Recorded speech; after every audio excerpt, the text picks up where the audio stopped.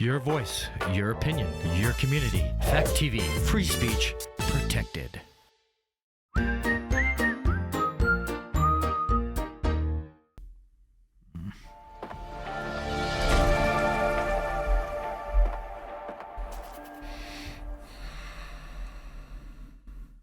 And hello, and this is Spotlight Keene.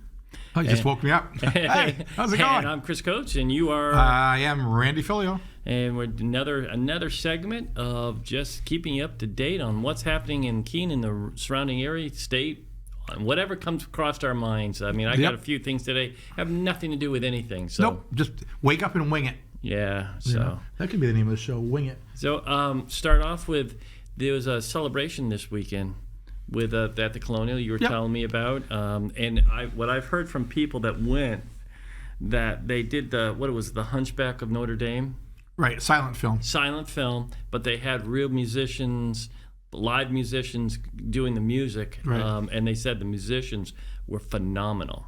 Yep, I heard they were. I was working the concessions counter that day. Yeah. Making. Well, they gave out free popcorn, so I pretty much lived my life in front of the popcorn machine. Was there other food too? A couple of beverages. No, just your typical, your fare. They did do a champagne toast at the end of it. But, a good crowd. The mayor was there.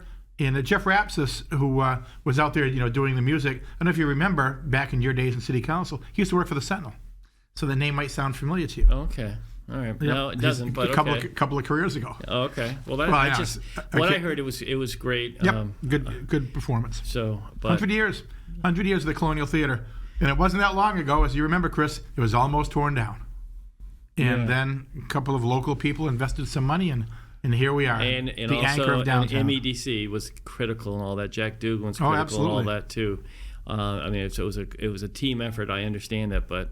That all that came together and funding came together, all that and it makes the downtown that much stronger. If we didn't have something like that downtown to draw people, when you know when there's something going on at the Colonial because the restaurants are packed. The restaurants are packed and the parking is on Main Street is full, which is always a good thing. It's not a bad thing whatsoever.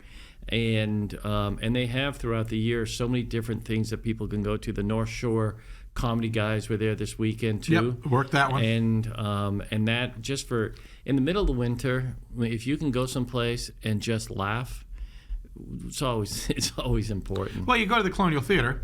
First of all, you don't have to drive far. No. Second of all, parking's free. I can walk. Have you? I do on occasion. All the way from Gilson Street? In the summer I do. In the winter, not so much. But I mean, you go to like a show in Boston or whatever, it'll cost you more for parking than it does for 2 tickets in Keene to go to the show. I will tell you that I actually, in the winter, I've been walking too. Somebody in my truck, happened to choose to hit, and so I have one headlight out, and I can't get it fixed until March 25th.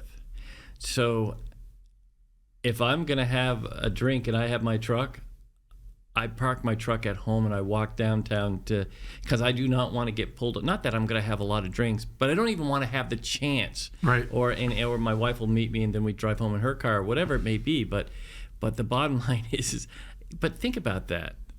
I had it looked at in early February and they can't get the parts and don't have an opening for me until March 25th. That's crazy for a headlight. Yeah, for headlight and some damage to the fender in the front. Little hit and run, little bumper thumper hit and run. Yeah, just one of those things, I guess, in this day and age. Yeah, nobody wants their insurance to take a chance of it going up. So every off and on, what we do, and I know you have these too, but every off and on, I like to talk about little places that I think are gems. And if you have gems and you see us out and about, touch base with us. So a movie. Let's start with a movie. Do you have a movie that's just like you've watched recently that just blew you away? I do, and it's actually it's a war movie. It's Platoon. Okay. And it's a little intense movie. Oh, it's a very intense movie. I'm not one for rewatching movies a lot unless it's a really good action movie. I watch Band of Brothers all the time. What is the name? Band of Brothers. Band of Brothers. Yep. No, that's good. I'm watching the God, what's the name of it now? It's the one with the World War II planes. Yeah. The brain cramp. Yeah, I watched it yesterday. He's been doing that a lot today. So if he cuts off in midstream, it's just because he's having a brain cramp. Yeah. Well, Yeah, my son-in-law actually told me about this and said I should watch it too, and I can't remember what it was, but it's it's like it takes all versions of the Air Force during that same period of Band of Brothers. Right. And it really just tells the story that really we put people up in the air in tin cans. Oh, just and there's no protection whatsoever per se, crazy. except for the machine guns that they had they were shooting at the other planes, but nothing was going to stop those bullets that they were shooting back at. Not even close. Yeah. At least I was on a submarine that had thick steel. But people say you're on a submarine, you're crazy. No, flying in one of those things is crazy. Yeah. Yeah. But that's a really good. No, Platoon's my favorite movie of all time, and very, very intense, very real. And another one would be Maverick. Which one? The second one. Okay. And Top Gun Maverick. Yeah. The second one. All right. And I thought that was because there is a movie Maverick. Right. I had to stop and think of the whole thing. Yeah. It's a little bit of a brain cramp. It takes me a while to get going here. My 50th high school graduation anniversary is here in a couple of months, and I'm beginning to feel it. Some days it seem like 50 years. Some days like today, I can't even remember my name, so I'm starting to feel it. My movie that if you want, it was just so. I mean, it's called Coda, capital C, capital O, capital D, A, all, and children of deaf. Deaf. I don't know what the A stands for. I don't know. You got my phone out. Can I also look it up? Coda? It's called Coda, C-O-D-A? C-O-D-A, yeah. And but it's just an incredible movie about a young girl who has her hearing. Her parents do not. Her brother does not. Takes place in Gloucester. It takes place in Gloucester. Yep. And she is a singer, but she's also the individual that does a lot for her parents when it comes to the business side of things. They run a fishing a boat. They go out and 94% of Rotten Tomatoes. So it's really Guess I'll have to watch that one. A great movie to watch. It's a little bit of a tearjerker on some points, but it's just powerful through the whole thing. So just to tell you that's there's something a good review. So Barn and Thistle up in Westmoreland, New Hampshire. Okay. Where the they do breakfast, do they? The town store used to be. Gift store. Yeah, where the town store used to be is now called Barn and Thistle. Yep. And it's a great. They do breakfast until noon, then they change over to lunch, and I think they're open until about three, maybe 4, but 3. Is that the intersection right there? I think of Glebe Road and 63. 63. Well, the town. You know where the town hall is, right? Yeah, right okay, there. I know where you're it's talking right. about, You can't miss it. It's transformed Westmoreland's downtown. They now have the gazebo there too, and they've done some good work. But it's good food. Just really good food. Good. I went to the Pearl this weekend. The Pearl is over in Peterborough. Right? Okay. And I hadn't been in years, but it was our anniversary, my wife's and mine anniversary. So I called and got a reservation, and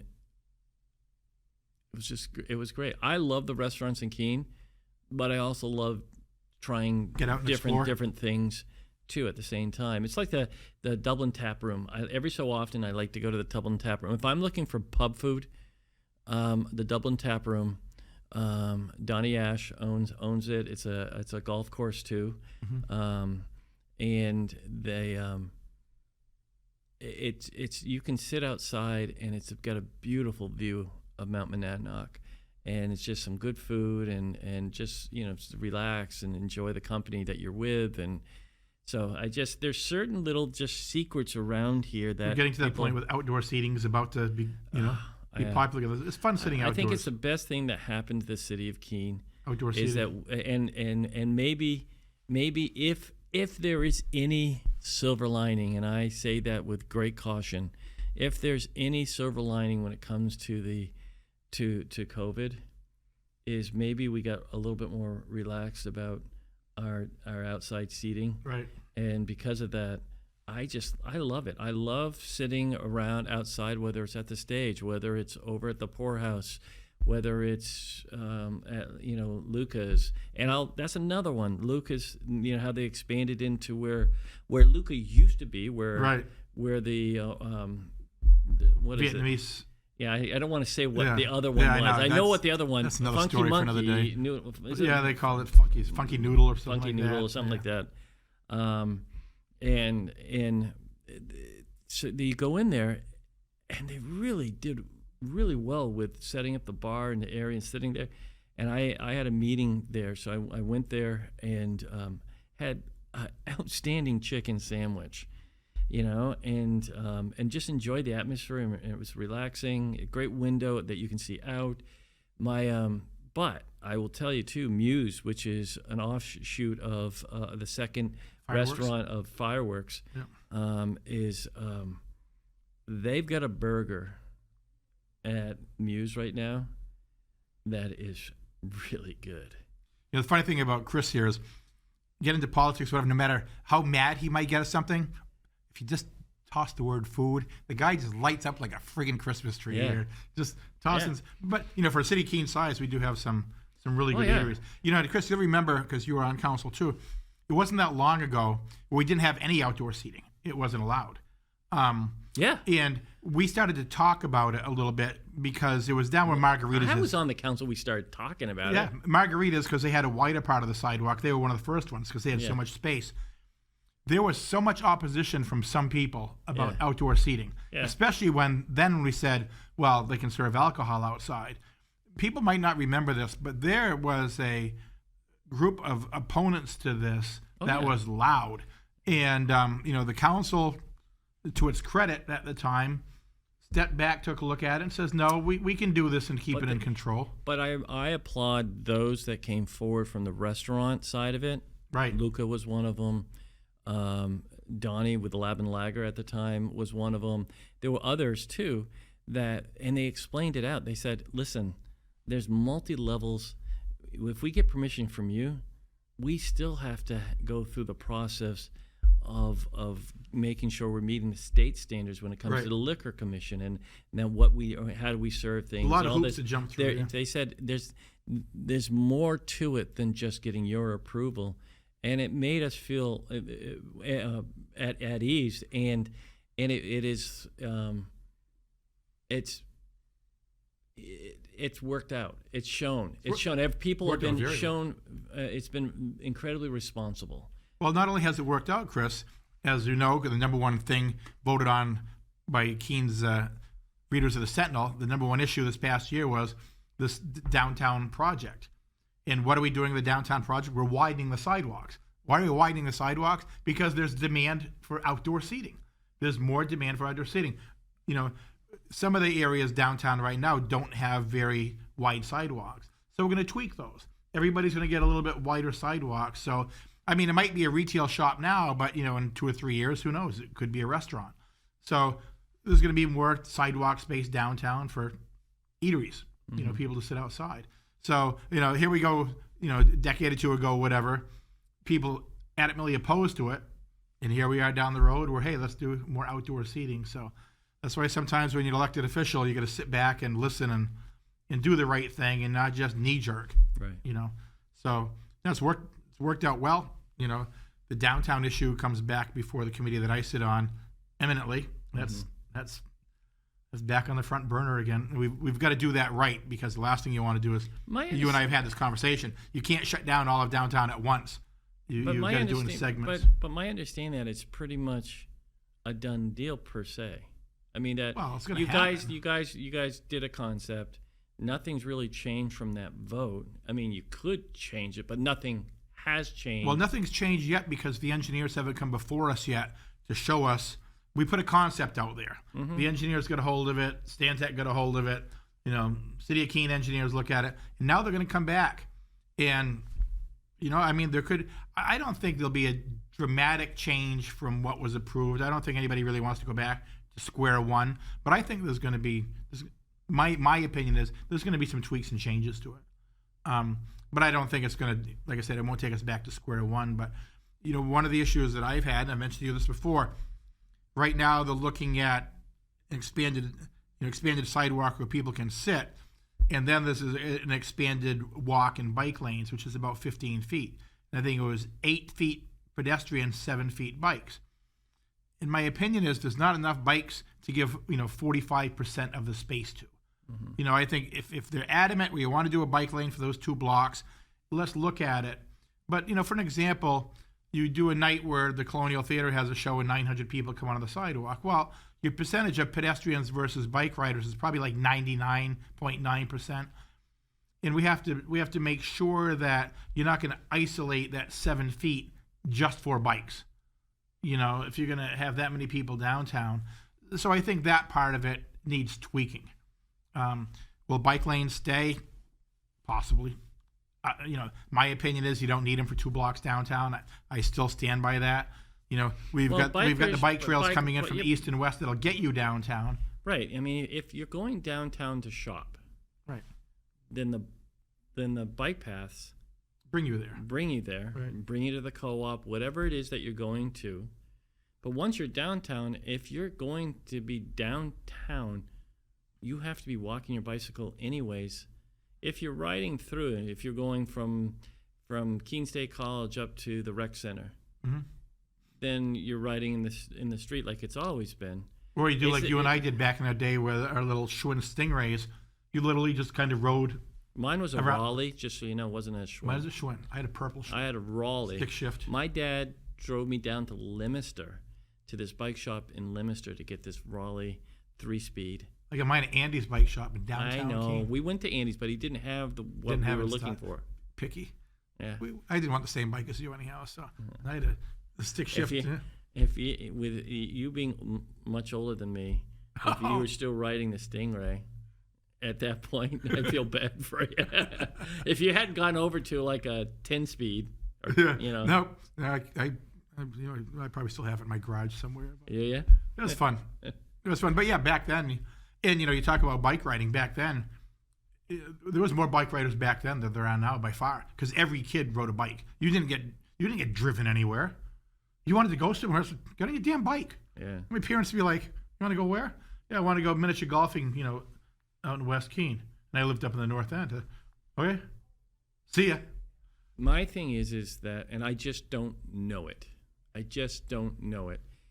If this bike lane is creating a situation where it's changing the whole map of the downtown to make sure we get this quarter of a mile, whatever it is, right? Then that would be the thing that I think would be the question to be asked.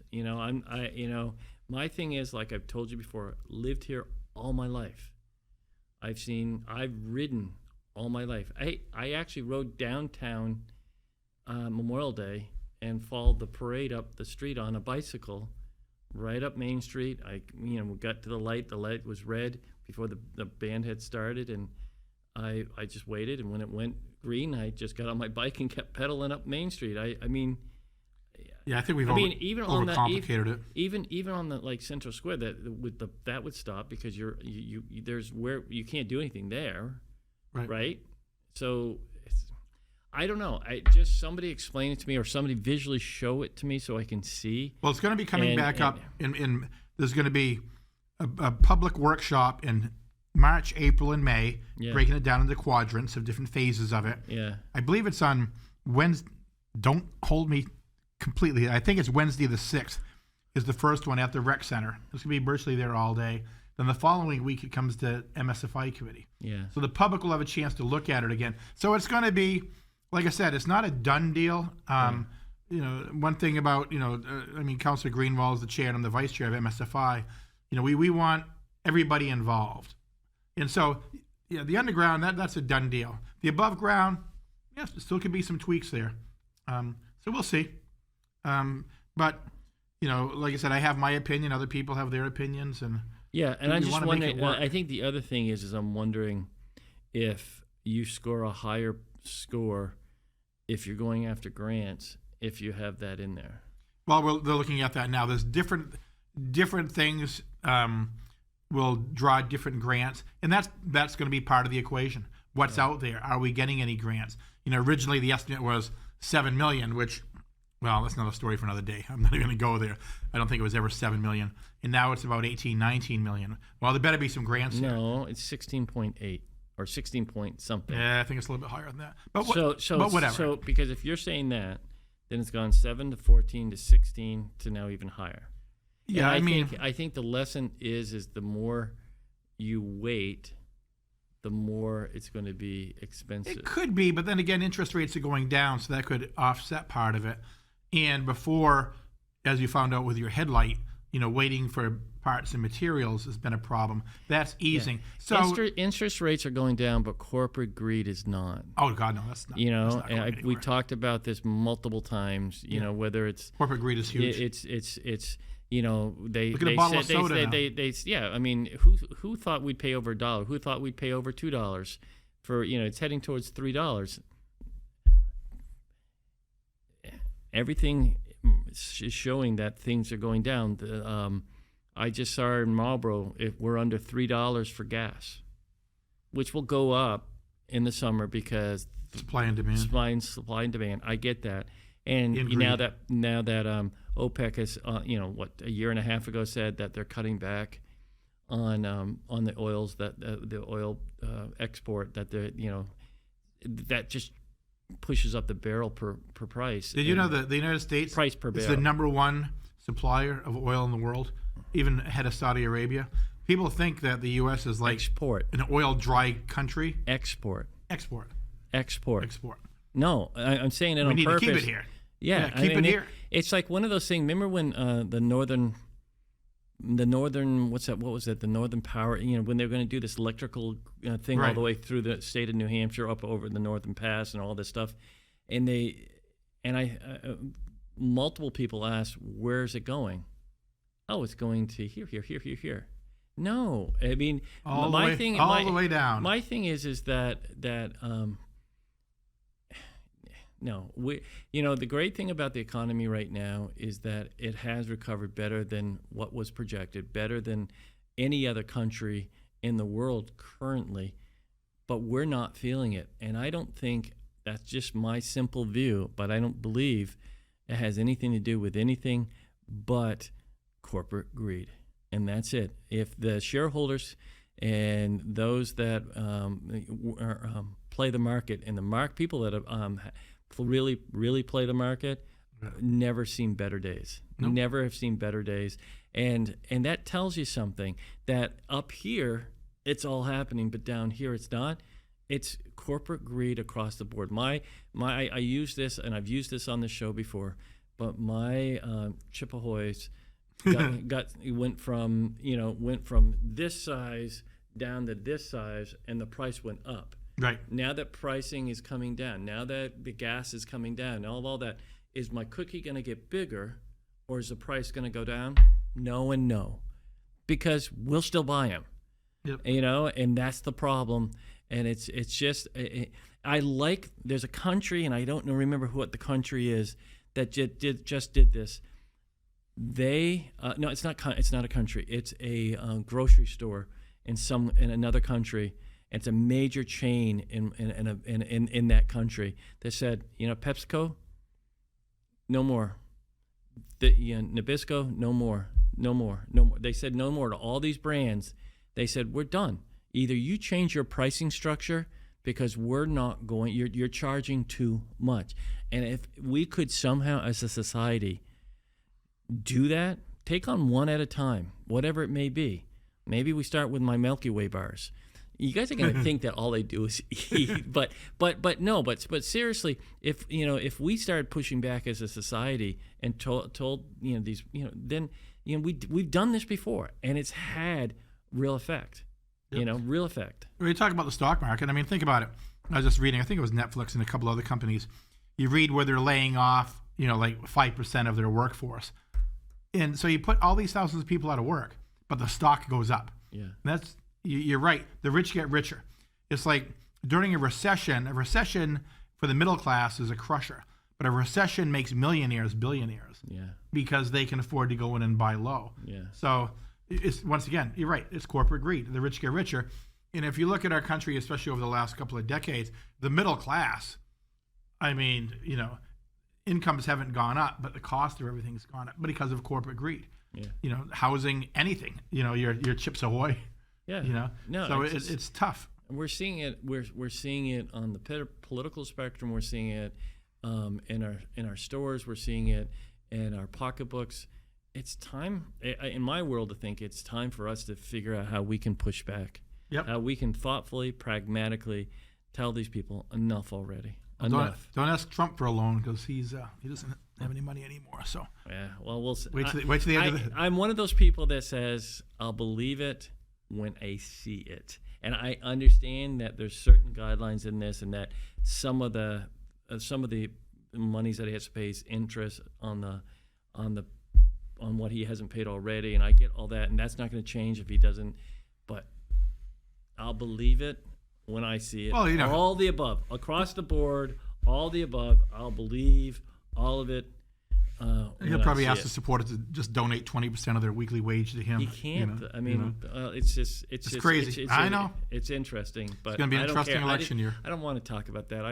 Okay. I have to watch that at night at sometimes because my wife likes watching it. Right. MSNBC or whatever we're watching. Yeah, I can only watch a few minutes of it now. Like, enough. I'm done. I can't. Yeah. I can only control what we control here. Speaking about controlling, then let's control something else. Let's talk about something that was hot topic and seems to have gone quietly into the night as far as controversy goes. That's Cheshire EMS ambulance service. Oh, Jesus. Yeah. No, my name's Randy, but some people have called me Jesus. And other things also. It is Lent, and I just said that. I'm going. From what I'm hearing, Cheshire EMS is fit right in, doing very well. And any wrinkles have been worked out, and no problem at all. So you don't have to go into detail because I've already heard how well it's going. So kudos to the county and for dealing with all the negative press you got for a while, which was unfounded. I've talked to a couple of the people on the Keene fire and in some of the towns that surround us, and they said smooth as heck. So we appreciate that. We appreciate, but it's really only a reflection on those men and women that work for Cheshire EMS that have just focused on doing their job. I mean, that's the bottom line for us, and that's what we've always said. Just let's start with interfacility transfers and help the hospital out, and in time the contracts with the towns will come, and they have, and then in time the city of Keene will work those issues out there too. And it wasn't an easy path whatsoever. But really, it comes down to everybody just focusing on the job at hand and just getting it done the way they need to get it done. And in doing so, I believe we have across the board, and that includes the city of Keene. And I've always said this, and I've always said this, I have the highest respect for the Keene Fire Department. I don't have to agree always with the politics, right, but I have the highest regard for the Keene Fire Department.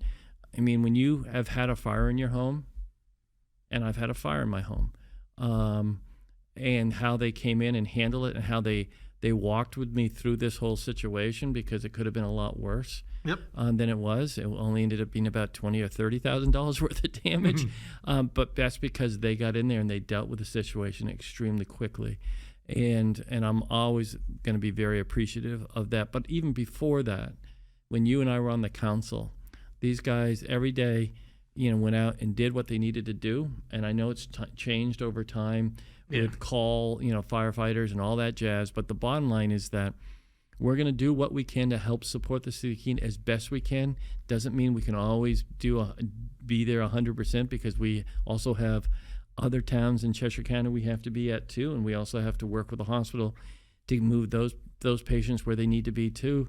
So it's quite an undertaking, but so far it's been good, and we're only trying to continue the legacy of the prior vendor before us of the years of service that they did, and do it at the highest level of quality of care that we possibly can. Yep. So you get a kudo. You can take the target off your back now. No, I can't. That's always there. So speaking of targets. City Council, we have one on our back now too, because you probably heard that we need an extra $900,000 to take care of the homeless situation in Keene. It's getting worse, not better.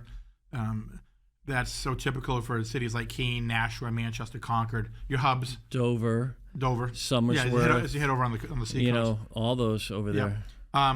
You know, so we need, you know, 900,000.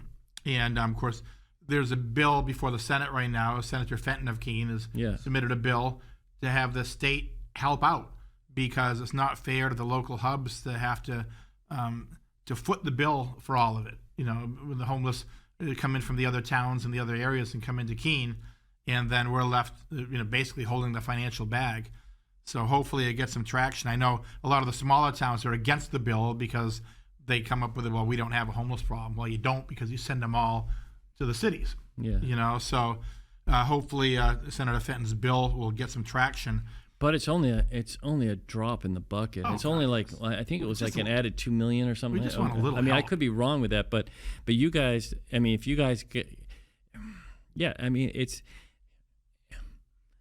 the problem I see is that the cities as a whole that are hubs in their region are being asked to take on something that the state, I mean, the state should be taking on the problem.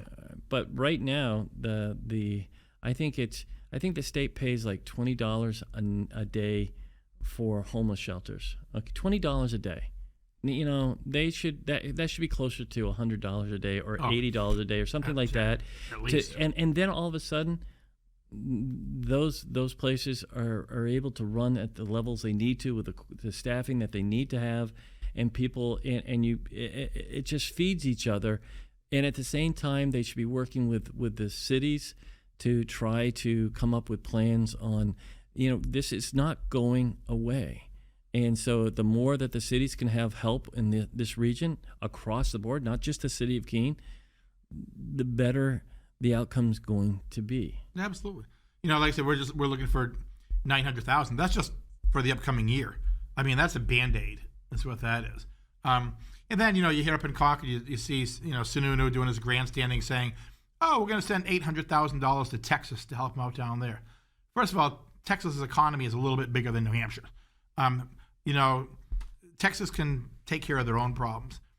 We could use that $800,000 just right here in Keene. So when I see Sununu just constantly deflecting the problems in our own state, it's just frustrating as all heck. You know? Yeah, I personally didn't understand the whole thing. It's not like we haven't sent people down there in the past. We have. I get that. But right now there's so many other issues, and I didn't know whether he's feeling a little level of the heat that he created by supporting Nikki Haley and not the former President Trump.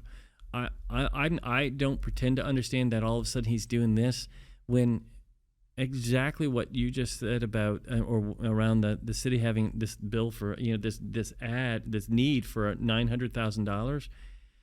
I know our state reps, and I know there's a strong majority that would feel like we need to do what we need to do and find the fundings for all the towns across in our delegation. I mean, we're in Cheshire County, we're very blessed to have the state reps that we have. Yep.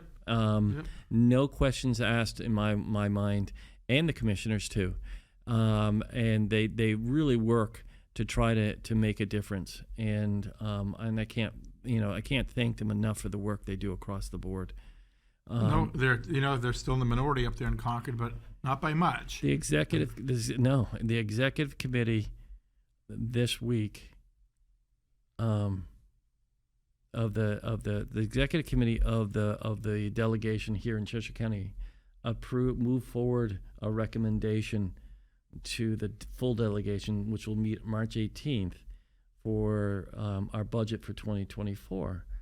And last year there was a 0% of taxes to be increased, and this year there is a negative 0.09% of taxes to be increased. In other words, it's a decrease from the year prior by about $25,000, but it's still a decrease, and it's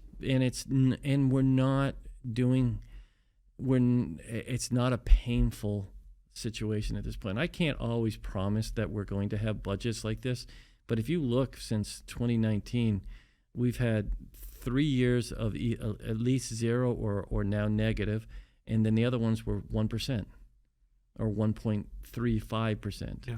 And so we've tried to be understanding of the economic situations we're in and coming up with a budget that reflects that. And that has a lot to do with both the commissioners, starting off with I'll start with the department heads, then our recommendation to the commissioners moving on what they think is thoughtful, the executive committee then moving on what they think is, and the delegation agreeing with that. So, I'm just excited that they were able to do this. And again, I always say this, it doesn't mean your portion of the county taxes doesn't go up. There's a lot of reasons we give you a zero-based budget, but then it moves on to the Department of Revenue Administration, and they look at your evaluations, your population growth. There's a litany of things they look at. They have a formula. Then they send what they say back to your towns. And so in a year that I'm saying it's a negative 0.09, you could see an increase still, but it has no control on our end. It has all to do with your community and what's happening in your community. But if we hold it tight, it just makes it better. If we're 5% and then on top of that this happens, then you're even that much more in the hole. No, the county's done a good job. Of course, we joked about it last week. I do the other 2/3 between the city and the school, and But once again, city and school is a perfect example of up in Concord. They say, "Oh, we're doing great up here," but that's because we're not going to send any funding down to you guys. We've talked about this over the years. It could be so much better if we could change the House of Representatives up in Concord and the Senate. So much can be done.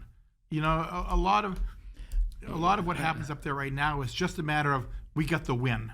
You know what I'm saying? It doesn't even matter what the issue is. It's almost like the border bill that they wanted to get through Congress down in Washington, and so they come up with a bipartisan agreement. And then Trump and his cronies say, no, don't vote on it because we don't want Biden to get the win. We want the win. And that's what happens up in Congress. It's all about the win. Doesn't really matter how it affects the people as long as we get the win. Here's my thing. My problem is that when the Democratic Party does get control or has had control, sometimes they're so afraid of losing control that they try to do things that are so cautious that it's and whereas on the Republican side, when they win, they go for broke. They say, we don't know how long we're going to have this, but why we do have it, we're going to do and it's not to say that the Democrats don't do that similar, but sometimes I think they get too tentative and they don't know how to be aggressive enough, and it just frustrates me sometimes because when you say it's controlled by the Republicans, we've had control up there.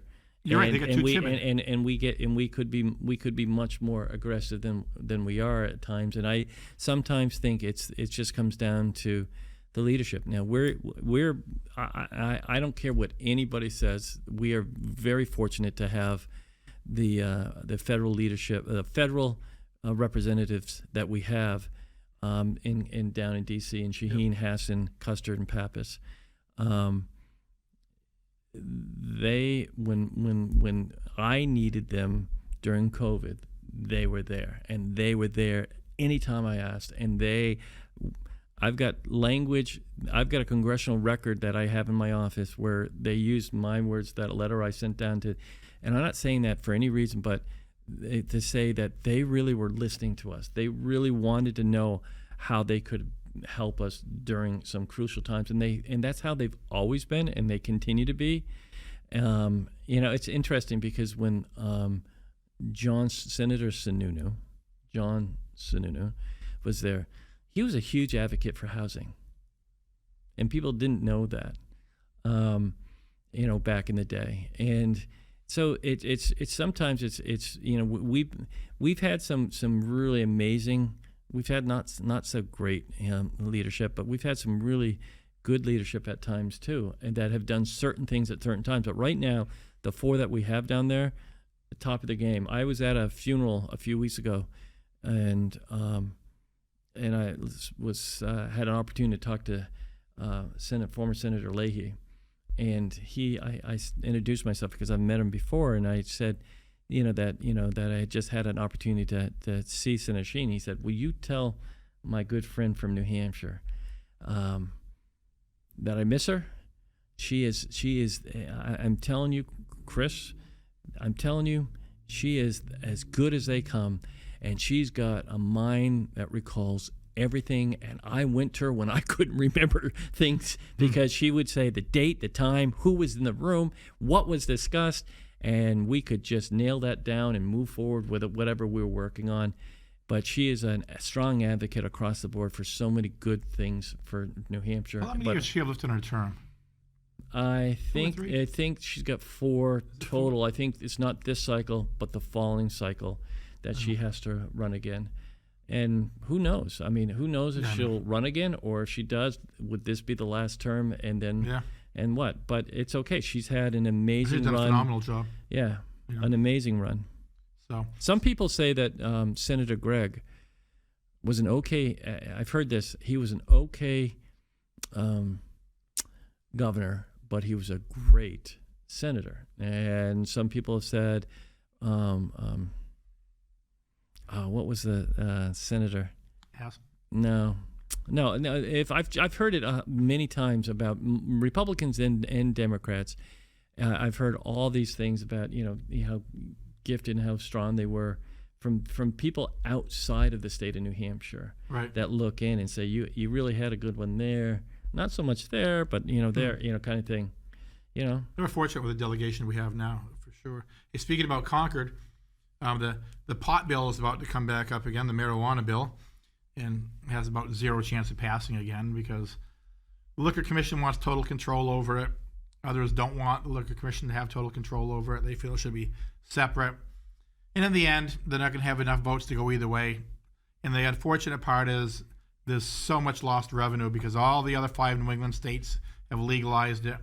Anybody that smokes pot is going to get it anyhow, and can get it legally. And the millions and millions in tax revenue that we're going to lose from it. I was listening to a Republican state rep the other day say how she was against it because it's just, the gateway drug and, kids are going to die from it. And I was hearing a bunch of bizarre things. But then, like in the next sentence, she was praising a sale the New Hampshire Liquor Commission was about to have on Irish spirits. In literally the same conversation. It's like... Both of them are mind-altering substances. Exactly. It's like, well, it's because I drink one, but I don't smoke the other. Yeah. Well, but that's the mindset you have from a lot of people, and until, I guess, maybe we get a younger delegation up there, more Democrats, But I think the good news is this. The votes have been very close. It's getting closer. And maybe in our lifetime. What you just said is probably correct. Some of that old guard needs to move on. And some of the younger people coming in need to, move it forward. Who knows? I mean, there's so much that. And the problem up there is in Concord, and of course my son's a state rep now, even though he switched from Democrat to Independent because he got so mad of you go to this room, you go to this room, and you're voting no, you're voting yes, or you're voting no and we're voting yes, but we're not compromising. And he got so frustrated about that, he became an independent. Still votes pretty much 99% with the Democrats and everything, but that's the problem up in Concord right now. Nobody can talk with each other. I get it. I don't. Well, maybe there is on both sides now. Well, because the vote's so close, neither party wants. They don't want to lose a vote. Yeah, but is it because there's factions on both sides? I would assume so. I'm not there. No, but that there are factions on both sides that will challenge people if they don't vote. If primary people, if they don't vote a certain way, if there are people on the right that if they're more moderate and want to find that common ground, are afraid that they'll be primaried by somebody more on the extreme right. But on the flip side, is there people, because we saw this last election on the left side, that if they're more of a center person, they could be challenged by people on the far left. Yeah.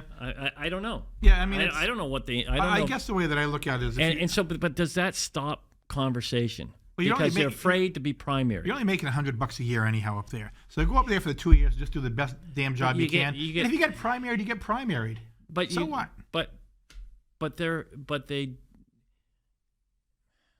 It's not. It is what you're saying, but it's not what you're saying. It's they're afraid. They're afraid to be primaried because they like what they're doing. True. And so they're not willing to. And then there's those people that do then get primary and lose.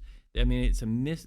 It's not as easy as, that they find a purpose up there. They get cool license plates. They get a travel money or whatever it is. I don't know what it is. That maybe they you were there for a short time. Maybe they can feel like they can make change. And I hated it, so I stopped. Right. And I stopped because I just felt exactly what your son's feeling. I felt like, when I didn't always vote the way I was told to vote. I never voted the way I was told because I never went to caucuses, to be honest with you. Yep. Because I just didn't. But I did get the sheet on how to vote on things, which does come in handy because then I had a better understanding. Because there's no way anyone up there knows every bill all up the there. bills, right? But it did give you an understanding. But even when I started to understand it, I may not still vote the way I did. And I know that I had Democrats that would get in my face. I also know that at one point there were chairs of committees that lost their seats, some locally, because they didn't vote a certain way, which, it is part of the game within a game. But it's not an easy fix right now because there's a lack of. I'll never forget when Congressman Sweat, Ambassador Sweat, but Congressman Sweat at the time, had to vote on the Brady bill. And he knew if he voted on the Brady bill that he was going to have a hard time getting reelected. But he knew it was the right thing to do, and he voted for the Brady bill. And he lost the next election. Yep. To me, that's courage. Right. Liz Cheney is another example. Liz Cheney is another example. I don't think there's a lot that we find common in, but the one thing I admire her about is her courage, conviction. Yeah. Kinzinger. I mean, a lot of these people that Jolly, others that spoke up because they felt it was right. Party. But it's just that's what's lacking, I think, on some levels. Like for me right now, and I know we're getting off the Keene thing. I apologize. But for me right now, I struggle with the idea that Russia is getting away with everything that they're getting away with. Oh, God, that's and amazing. That we can't send some level of funding. And then the House goes on a 2-week vacation. It's crazy. Yeah, but I also think the Democrats missed an opportunity. They should have stayed and said, we're going to work on, we're going to see if we can find some issues to really bring forward on, they could have forced the issue. Maybe it wouldn't have done anything, but boy, it is a scary time right now to think all those people that are dying. I know. Because we're not coming through with the funding. Well, because but it's just too many of the Republicans have basically been told by Trump, basically sit back and do nothing until the election, and that's what's happening. Yeah, sit back and do nothing. Yeah. So let's get back to Keene. Yeah, let's do that. Just makes me. Hey, while we're talking about Keene, we've got about 9 minutes left here, jumping around to a bunch of things. Let's talk about sports in Keene. Okay. And I'll start off with Keene State. The men's basketball team, I think they're ranked 11th in the nation. Won the Little East. Well, I think they were ranked 7th regionally. They're ranked 13th in the new. In the brand new one's 13th? No, this is a different thing. This is the top 16 nationally, kind of for the tournament type thing, which is a different thing. So it's confusing to me when I read it, but that they're doing incredibly well. Anyhow, yeah, they have a home game this Thursday, a playoff game this Thursday with the playoff start. Yeah. So they're doing well. The only time they lose, they don't really get outplayed. The games they've lost, they're 22-3. They lost 3 games this year. And it was just when the outside shooting went cold. It wasn't because they were really outplayed or, they just clang, kind of like me when I shoot a basketball. Clang. I have to hit the basket. Who was I with? Mike Blaisdell maybe and his son. And he said, here, Chris, here, you can take a few shots. I didn't even hit the basket. And I used to, be okay in basketball. Not great, but I was okay in basketball. I'm like, all right. I took 2 shots. I'm like, no, I'm done. I'm done. Yeah, it's funny. The mind still thinks you can do it. Yeah. I could never dunk. I could jump high enough where I could hit the net. My nephews were about the same height as me, maybe just a little taller. I used to joke with them. I remind them that I used to beat them in one-on-one. They said, "Yeah, but we were in 7th grade." It's like it doesn't matter, you know. Yeah. And then by the time they hit 8th grade, they could both dunk. Yeah. So anyhow, that's Keene State men's basketball. Keene State men's hockey. It's the club hockey team. Really good. It's been good forever. They just won their conference championship again, back to back. Who's coaching them? Now they're off to the Nationals. Bobby Rodriguez. Is he? Yeah, Bobby's coaching. He's coaching the. Is this going to be one of his last years? The last year. He's coaching the Division III team next year when Division III hockey comes into Keene State. And a couple of his assistant coaches will take over the club team. Yeah. So they're going to keep the club team, which is phenomenal hockey. Yeah. You hear club team, you almost think like beer league. No, these guys are good. And then Division III comes up next year too. So we'll be talking about a lot of hockey next year. Keene High. Yeah. Let's see. Let's talk about Keene. Hockey team might make the playoffs. They're right in the middle of the pack. They lose a lot of close games, 2-1, 3-2. They just don't have that. They just played one of the top 3 teams, Windham, I think it was. Yeah, I was at that game. And they were up 3-1, and they ended 3-0, and they ended up tying them 3-3. Yeah, they got that lead. They backed into their zone. It happens. You know, they backed in, and Windham took advantage of it. But you know, hey, they're playing well. You know, a bunch of good players. More importantly, just read an article in the Sentinel. If they can make the playoffs, they can beat then anybody. They could be a surprise. They absolutely can be. But I was reading that the team averaged a 3.25 GPA. The whole team did. Mm-hmm. And some of them, I guess, even Ben Greenwald got a 4.0. So, you know, scholar athletes. You know, kudos to them. Yeah. The boys wrestling team, well, the combined wrestling team, actually, because they have a girl that wrestles for them also. Ruiz, right? Finished 5th in the state. We had 2 state champs, Evan Roy and Silas Renez. Hope I pronounced your name right. And then Ruiz. Lily Renez, in the 106-pound category, young woman from Keene, took 2nd in the state. Yeah. So in a co-ed. Yeah. It wasn't woman. It was co-ed. Oh, no, it was co-ed. She beat all boys. Yeah. You know? Yeah. So, except for one. So, kudos to her. Moving around here.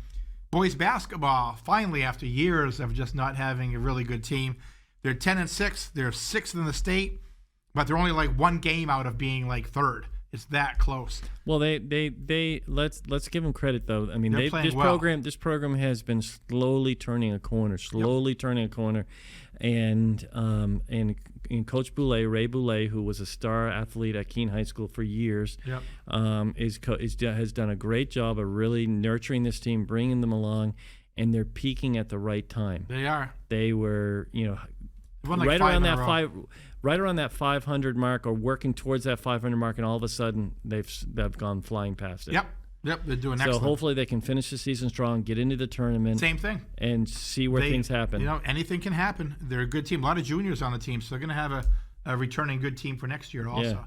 Yeah, the girls basketball team, they're 9-7. Yeah. They're going to hit the playoffs. They're 9th in the state. So both teams have, you're right, they've come along. Yeah. And let's take a look. What other thing? The girls skiing, they would have been probably one of the top teams in the state. The best skier on the Keene girls team was my niece, Anna Dumond, and she was up at Crotched Mountain, and she hit some ice, and her ski went off on her, broke her femur. Mm-hmm. And she probably would have been number 1 or number 2 in the state. She has no fear. Just one of those, put her head down and go. So anyhow, but she'll be back for next year. She is rehabbing. Yeah. It was too bad there, but they finished in the middle of the pack. And let's see, like I said, wrestling finished 5th in the state. So there's your local sports report caught up. Well, a lot of good sports in Keene. You don't need to go to Boston. But outside of Keene too, there's some good stuff going on in Hinsdale. There's good stuff in basketball in Hinsdale, and basketball in Monadnock, and basketball at the Hoosier town of Jaffrey, New Hampshire. Of Conant, the boys, have been competitive all year.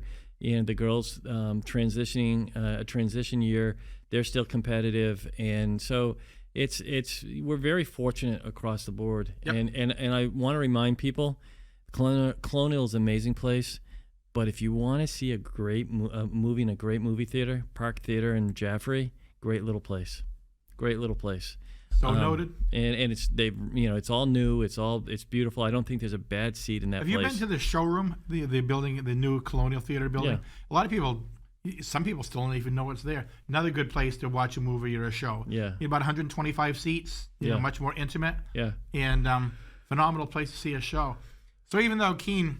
Even though I still like it in the big theater, but I understand why they don't do it in the big theater, because then they can turn the heat down and all their keep it. And you get a small show that draws 125 people. It's like, wow, it was packed. Yeah. But you put it in the main theater and you only draw 125 people. It's like, wow. Yeah. It seemed like it was empty. empty. They do, in movies, but they also do, acts in there. Right. Smaller acts that are coming up. Yep. I mean, that's the thing, is that they get people in there that, that someday down the road you may see them in front of 60,000 people on TV or something, Yep. That's the cool thing. So, let's go. Oh, yeah. Speaking about sports, it's almost SWAT bat season time. Yeah, I told Kevin, yeah. I had Daryl in my mind, I told him that we'd have him on, and he's looking forward to anytime he's at. We can get Ribby on, but Ribby doesn't say much. No, I'm not having Ribby on. But having Kevin come on and just I think it's always interesting to be the work that goes on in the off season to develop the Starts team. the day the season ends. And they've had some struggling seasons over the last few years. So they're at some point they're going to hit it. But I'll tell you, that just is a true indication of how competitive the league that they play in has become. Oh, it's brutally competitive. I was talking to him about it too, and then the NECBL, the league they play in, is out of all the hundreds of leagues across the country, NECBL is rated number 2 in the country. Yeah. Only behind the Cape Cod League. Right. And of course, the Cape Cod League, they're going for the same players. Now, I guess I was talking to Kevin, and they got a couple of players from, I think it's from Indiana this year, and one of them was going to go to the Cape. He's a top tier player, but he felt if he went to the Cape, he'd be riding the pine too much because the player ahead of him was that good. So he's coming to the Swamp Bats. Yeah. So you got a lot of good players coming. Yeah, last year they get the injury bug just wiped them out. And also last year was a rain year. That too. The year before was a drought year, and this year I'm hoping for like a happy medium of both, and we'll go from there. So. Yeah, I hope so. But that's coming up. I mean, they get here in May, and then it's a June, July, and first week of August season. It's in like 44 games in like 30 days. Yeah, and the rain. Days. I mean, when it rains, it plays havoc with it. Yeah. Because the last thing they want to do is get a bunch of double headers crunched up.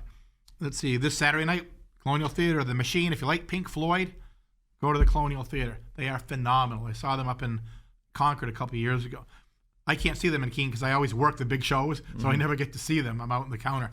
But phenomenal entertainment. I mean, if you like Pink Floyd, you hear them play and you shut your eyes, you would think it was Pink Floyd. They're that good. Oh, that's good. Of course, I shut my eyes, I fall asleep. So. All right, we've got about 13 seconds to go. So everyone have a great week. We'll see you next week on Spotlight Keene, and we'll be Chris here. Coach. You are. I think I'm still a Randy Filio. All right. See you next week.